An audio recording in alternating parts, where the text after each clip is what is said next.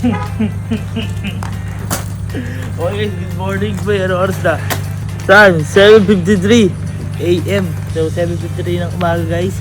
Ngayon, pinukontak natin kagabi kay Allen, yung gagawa ng ating Montero. I mean, magdi-detail, maglilinis.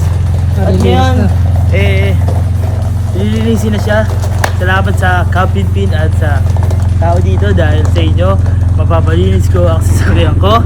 Medyo mataas lang yung price kasi, kinausap ko sila, sir, kasi sobrang baho talaga. So, tignan natin. Tara. Tayo, tignan mo ang kami na, sir, ha? Okay, ito. Ito. Dumi. Saka na, may brief po, oh. Gagong baho. Okay, guys. 3 days tong ganito. Ayan. Pero at least, ayan, oh.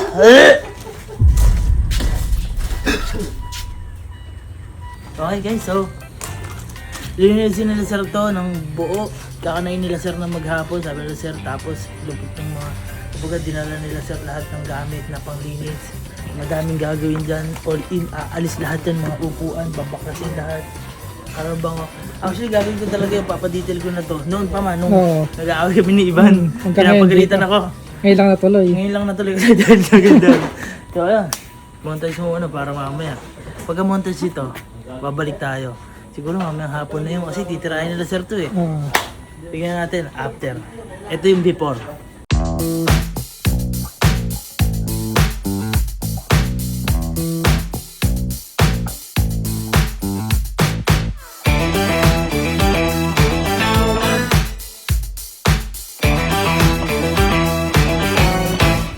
Okay guys, so gising ko lang magagabi na.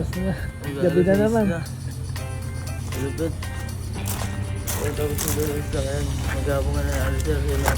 Numero 7, 8, 9, 10, 11, 12, 13, 14, 10 magagawa natin. Wow! Linis.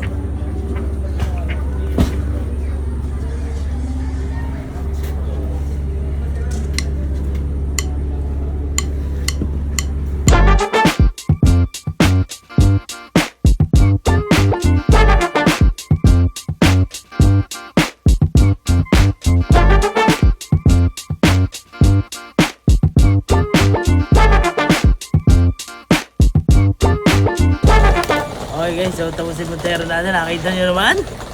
Bagong-bago. Bagong-bago, parang walang nangyari.